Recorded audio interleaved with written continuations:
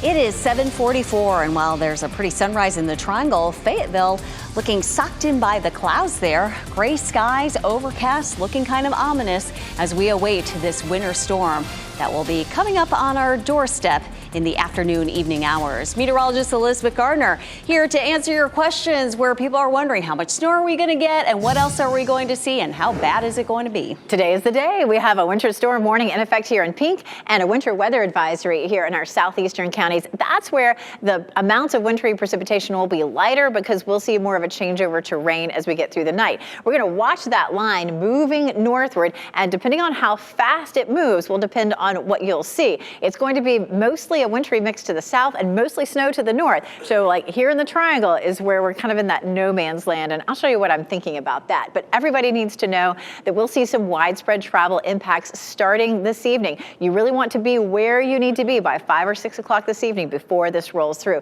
Take a look at this. Look at all the heavy snow falling in Atlanta right now. They've had more than 500 cancellations at the Atlanta airport. That snow stretches up to the Great Lakes, and you can see right here sort of the Oreo cookie of blue, pink, and green, and we're going to see that sitting right on top of our viewing area, which is going to give us just a real mixed bag. At around 2 o'clock in the afternoon, there could be a sprinkle or two. Around 5 to 6 o'clock, we start to see it moving into some of our western counties, and then by 7 or 8, it's fairly widespread across the area. By the time we get to 9 o'clock, we're already seeing that line shifting northward, and where that line ends up and how fast it moves will have everything to do with the kind of weather that we see in the Triangle area. It's not likely to move up here. So up here in our northern counties, that's likely to be all snow. And of course, down to the south, well, that may be all rain or more of a wintry mix. So we're going to be in the transition zone here from, say, Siler City through Raleigh, Rocky Mount, and Wilson, and then a little bit farther south. This is a look at midnight. If we're still in the snow at midnight here in Wake County, then we'll end up with some significant snow, maybe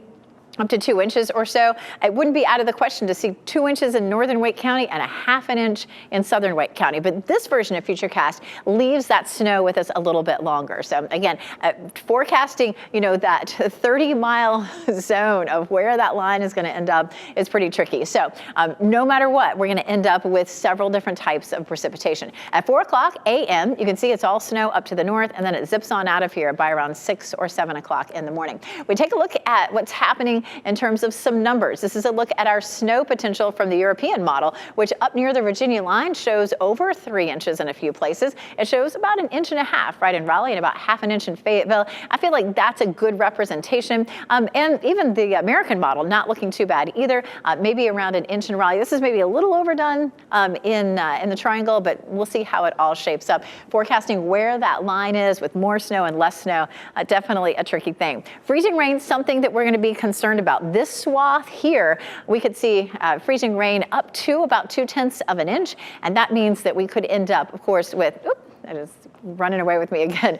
That means that we could end up with that freezing rain that could cause some power outages. I'm going to send it over to meteorologist Anthony Baglione to talk a little bit more about freezing rain and sleet. It's a little complicated. It gets a little confusing, understandably, Elizabeth. That's our goal, is to break this down, kind of help you understand what we are expecting. And so a lot of times, to get what I'm going to show you here, we use weather balloons. It takes the temperatures way up in the atmosphere, and we can kind of see what's above freezing, what's below freezing. But we're going to talk about sleet, first of all. So it's those kind of little ice pellets that you think of that bounce off of everything, make a little noise. Where we get that to form here is where we have a freezing layer way up in the atmosphere. Everything that falls through that is still in the form of some snow. It melts, though, in a warmer layer below that, but then it has a chance to refreeze into another cold layer close to the surface. That is sleet. The only difference there with freezing rain is that warm layer in the middle is more expansive, and so we get some of that to fall. It's all liquid right there, and then it freezes on contact close to the surface. It can definitely cause some issues out there, Elizabeth, and that's something we're going to be watching here through the next couple days. Thanks, Anthony. We are looking at a swath of that in the middle of the viewing area with the possibility of some power outages. So we're going to be watching. This is a great day to check in frequently, and of course, be watching us. We're going to be here all night long tracking what the conditions are looking like. Saturday, we're going to see some sunshine and some melting. Temperatures will be in the 40s, but then 22 on Saturday night. So Sunday morning could be tricky if you're planning to head out to church services or if you need to be out and about. It could be slippery. So we're going to continue to watch that. Coming up, we're going to walk you through that timeline again, Ken.